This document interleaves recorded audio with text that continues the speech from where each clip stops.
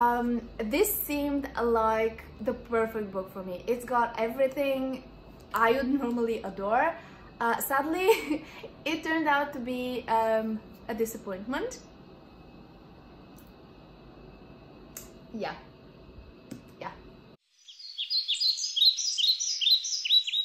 Hello, welcome back. So, today we're gonna do a mid-month wrap-up. I normally do my wrap-ups once a month at the end of each month, but this month I actually managed to read quite a lot during the first half of December, so I wanted to share all the books that I read with you guys and kind of discuss them because I had a lot of thoughts. Now, before we actually jump into all the books, I just want to give you a brief summary. First, I read Where Dreams Descend by Isabellas. Then I read Kingdom of the Wicked by Carrie Maniscalco.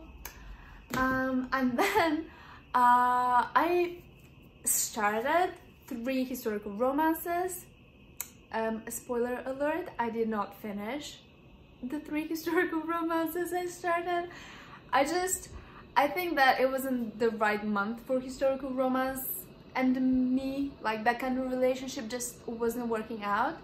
And finally I read Tools of Engagement by Tessa Bailey. So overall I completed 3 books, and then I read half of other 3 books, and I'm currently reading Ember Queen, which I'm almost done with. I think I should be done with this either today or tomorrow, but this is gonna make its way onto my end of the month wrap-up, where I talk about the books that I read in the second half of December. The first book I read this month was Where Dreams Descend. If you've seen my favorites of 2020 video, this book actually made it there, and I'm so glad I read it. It's an amazing book. I absolutely adored every single aspect of it. I adored every single page. It managed to absolutely surprise me. I did not expect to adore this book as much as I did, mainly because I hardly hear anyone talk about it, so I didn't really know what to expect. But it's very magical, it's very slow-paced, very character-driven. It's got amazing relationships between the characters. I think this is my most favorite thing about this book. We follow 3 characters' perspectives. All of them are magicians in this world where magic is used either for labor or for show. So you have labor magicians and show magicians, and the show magicians are almost exclusively men. Women are not allowed to kind of participate in the show business. And our main character, Kalia, she's a woman and she is a magician, and she really wants to make it as a show magician. So this is the very this barely touches the surface of the premise, because there's a lot of mystery going on surrounding all the 3 main characters. There's a lot of things that we don't know about them, about their past, about anything related to what's happening to them. And there's also kind of the beginnings of a love story. But since this is gonna be a duology, I believe it's gonna have at least 2 books. By the end of this one, we don't really get to see the conflict resolved, which I absolutely loved. If anything, things get even more complicated at the end of this book, so I'm kind of desperate to get my hands on the second book now. But it's gonna be a few months, because the second book is coming out in the middle of next year. Anyway, enough being said about this book. I absolutely adored it. I highly recommend it if you're looking for a story which has a lot of mystery going on, which has a lot of character growth and just very intriguing and interesting characters, and very interesting love story as well. So highly recommend this one. Next up, I read Kingdom of the Wicked, which if I had to choose one book which was my most anticipated release of the year, that's gonna be it. If there was one book which, based on the synopsis of this, I had to say that it described my preferences to the T, this is gonna be it. is a story which had all the prerequisites needed for me to absolutely adore it and to be a new favorite of mine. Emilia and Vittoria, they're twins, and Vittoria gets murdered at the beginning of the book, and Emilia starts kind of experimenting with dark magic in order to find her sister's murderer. And when she experiments with dark magic, she manages to summon one of the 7 princes of hell. And the 7 princes of hell, they are based off of the 7 mortal sins. So the one that she manages to summon is wrath. And like obviously all the princes of hell, they like the mortal sin they represent, they're the embodiment of that mortal sin. So this seemed like the perfect book for me. It's got everything I would normally adore. Sadly, it turned out to be a disappointment. Yeah. My main issues with this book were not what my issues with books normally are. Like, it wasn't boring at all. It was very fast-paced. A lot of things were happening, and Wrath was a great character. I absolutely loved him. I couldn't stand Emilia though. Like, the main character, I couldn't stand her. I think she's one of the typical YA fantasy female characters who always do things which are extremely stupid and put themselves in danger just because they want to prove that they're independent or something. I don't know, like, she does a lot of stupid things which wouldn't have been such a problem if those things kind of made sense. And here we get to my main problem with this book, and that's a lot of the action and like a lot of the plot points kind of didn't make sense. I'm pretty sure that I'm in the minority here because I see like nothing but stellar reviews for this book. Most of the people I've seen like absolutely love it. So obviously this wasn't an issue like for anyone else, and it probably made sense to other people. It just didn't make sense to me. Like, there were things in the plot which were nonsensical. I don't think that this is how anyone would actually think or act in real life. Like, the kind of decisions they made or the kind of logic jumps they had, they just didn't make sense to me at all. And that kind of, like, at the beginning, I was like, okay, you have to suspend disbelief a little bit and just go on. And at the beginning, I was suspending disbelief up to the point where by the middle of the book, I was like, I cannot suspend disbelief anymore, because this means like just going with everything that's presented in the book that doesn't really make sense, and ignoring like 1 or 2 minor details just for the sake of like the whole story, that's okay. But when those elements, the like nonsensical elements, become more than the logical part of the plot, it's not going to work for me at all. And so that was like my main issue with this book, because by the end I was already so kind of disappointed, and I didn't care about the plot whatsoever, and I just wanted it to end. Like, I didn't feel any kind of emotional attachment to the character. Even the characters I liked, like Wrath was an amazing character. I absolutely loved him, but I just didn't care what happened to him or what happened to Emilia, because yeah. And the main plot twist at the very end, it was so obvious. It was so obvious, like from the beginning of the book, when something is mentioned, like the thing that set everything in motion, when that's mentioned, I kind of knew like how the story was gonna end, and it ended exactly in that way. So it was predictable, and overall I don't know, I am so disappointed, and I think it's the writing. I just think that the writing is not convincing enough for me. And this is the second book I read of this author's, and the first one I read, Stalking Jack the Ripper, I gave this one either 1 or 2 stars. I absolutely hated it. So I don't know. Obviously, like, it's just that this author and me, we're not gonna jam. And I'm still gonna read the second book. I'm definitely gonna read the second book, because even though I've been ranting so much and I'm saying that I'm super disappointed, I still have hopes that the second book is gonna be better and the plot elements are gonna be better and it's not gonna be as nonsensical as this one.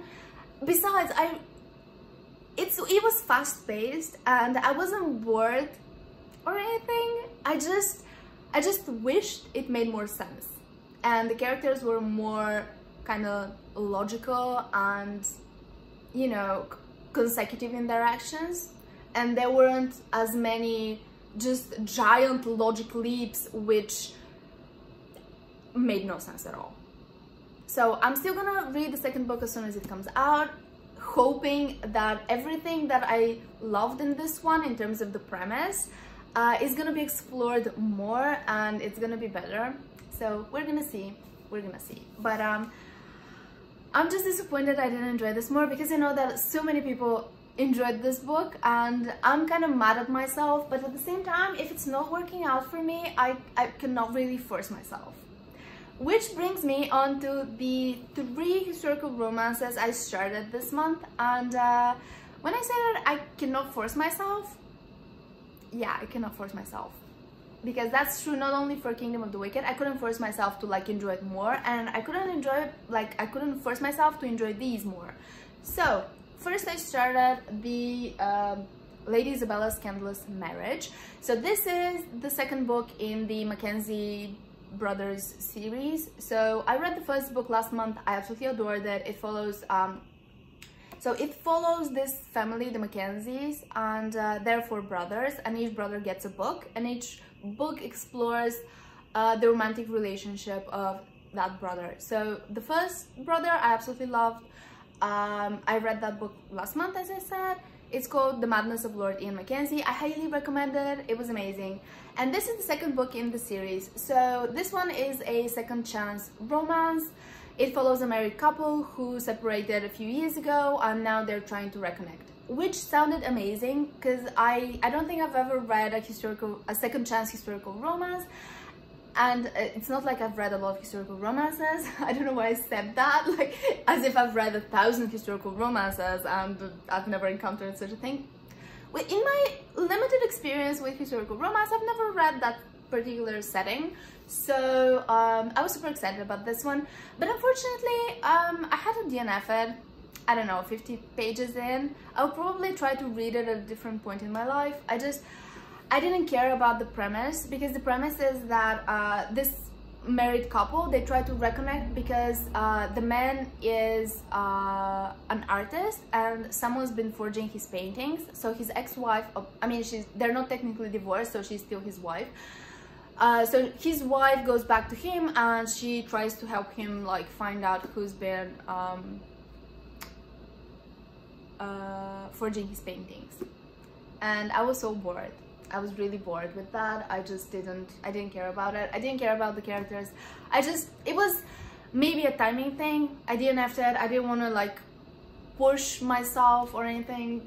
So I moved on to the next historical romance I had on my list, because if you've watched my December TBR, I picked out random like book titles from a bowl, and I accidentally picked out 4 historical romances. Out of like, I don't know, 30 books in that bowl, there were like 5 historical romances and I managed to pick 4. Yeah. Anyway, so the second book was The Highwayman. So I'm like halfway through. I am extremely bored. I really don't care about the characters. I really don't care about the plot. I don't care about anything. I just want this to be over. I'm trying to listen to it on audio and like switch back and forth between the audio, which is also true for the other one. It's just not working out. It's just not working out. I think that this month is not the right month for me to be reading historical romances, because I don't feel it. I cannot get into the mind space for it, and I had to read like 4 of them. So there's this badass guy who is a ruthless villain, blah blah blah, and he kidnaps this lovely innocent woman who's like a very sunshine character, and he kidnaps her, and things happen from there. I don't care. I'm pretty sure that I could enjoy this at a different point, just not right now. So I'll probably try to finish it by the end of the month, because I've got like 150 pages. It's nothing like I couldn't read in a day, but I have to force myself, and I really don't want to force myself. And the final one was The Duke's Perfect Wife. So this is the 4th book in the Mackenzie brothers series. So this is about the final brother, the biggest one. And I was super excited about this one because this was the brother I was most interested in. Like, I thought that I was absolutely gonna love this book, just like I loved the first book. And I am halfway through. It's not bad. It's not bad. I think I'll definitely finish this by the end of the month. I just expected more, because this is a second chance romance as well. Basically, like the woman, they were engaged, and the woman left him before the wedding, so he's been pining for her for the past, I don't know, 15 years or something, and he's grown into this very like reserved and cold man, and they get together again because of reasons, and this book explores their romance. And yeah, I think out of all 3 of these, I think this one is like the most entertaining in a sense, but still I'm not enjoying it as much as I did the first book in the series. Again, I just think that this month is not the right month for me reading romance, and that's it. And the final book that I actually finished was Tools of Engagement by Tessa Bailey. So this one is the 3rd book in a series. So every book follows, like, it's about this group of friends, and each book follows a different friend and her romance. So the first book was, I DNF'd it. It was really bad in my opinion. I absolutely hated it. So I DNF'd that one, but I still read the 2nd book because I was very interested in the second friend and like her romance, because it was about a married couple. It was okay. It was nothing special. I think I gave it 3 stars. It was okay. It wasn't anything special. But I still read the final book because I was like, it was about the friend I was most interested in, and like her romance, because like the characters just were the ones that I found most interesting, and it paid off. It paid off. It really did. I really loved this book. It's about an older woman. I mean, their age difference is like 7 years, so it's not that much of an age difference. An older woman, younger man, and they're both trying to flip a house in 2 weeks, because they're part of this kind of TV show where the girl, she has to compete with her brother, who's got a refurbishing business. He's got a construction company, and they're competing like on this TV show, like reality show, and basically like who's gonna do a better job flipping a house. And she's got her romance with her foreman, and I absolutely loved it because both characters had a lot of emotional baggage.